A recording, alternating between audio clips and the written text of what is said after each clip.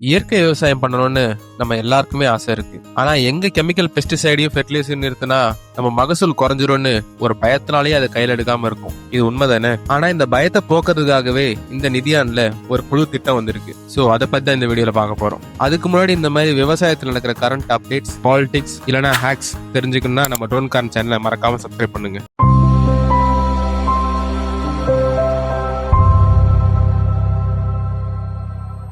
National mission on natural farming 2025-2026 இந்த திட்டத்துக்கு கீழே இயற்கை விவசாயத்துக்கு மாற நினைக்கிற எல்லா விவசாயிகளுக்கும் ஒரு ஏக்கருக்கு 4000 வீதம் ஊக்கத்தொகை வழங்கப்பட இருக்கு. இது சும்மா பேச்சுக்காக இல்லைங்க. இதுக்காக ஆல்ரெடி 2481 கோடி ஒதுக்கப்பட்டிருக்கு. ஆனா இயற்கை விவசாயம் பண்ண போற நீங்க ஜீவாமிர்தம் தயாரிக்க தெரியலன்னு கவலைப்பட தேவையில்லை. இதுக்காக அரசாங்கம் இந்த திட்டத்துல தமிழ்நாட்டுல மட்டும் 10,000 பயோ ரிசோர்ஸ் சென்டர்ஸ், அதாவது பிஆர்சிகள் அமைக்க இருக்கு. இதுல உங்களுக்கு அரசாங்கத்தால் அங்கீகரிக்கப்பட்ட தரமான இயற்கை இடுபொருட்கள் கிடைக்கும். அதை நீங்க பயன்படுத்தலாம். இந்த திட்டத்தோட முக்கியமான நோக்கமே நீங்க இயற்கை விவசாயத்துக்கு மாறும்போது ஏற்படுற சிறிய நஷ்டம் அதை சரி கட்டுறதுக்காக தான் இந்த 4000 ரூபாய். இந்த திட்டத்தின் மூலமா நீங்க பயனடைய செய்ய வேண்டியது எல்லாமே பிரகிருதி கேத்தி அப்படின்ற போர்டுல உங்களை நீங்க பதிவு செஞ்சுக்கிறது மட்டும்தான். இது விவசாயிய செல்ஃப் சஸ்டைனபிலிட்டிக்குள்ள கொண்டு போகிற ஒரு திட்டமும் கூட. அதாவது விதை சுதந்திரம். நீங்க இந்த இயற்கை முறையில விவசாயம் பண்ணும்போது உங்க நிலத்துல விளையிற சிறப்பான கதிர்களை சேமிச்சு நீங்க அடுத்த சீசனுக்கு யூஸ் பண்ணிக்கலாம். இதனால விதையை தேடி ஓடுற உங்க ஓட்டம்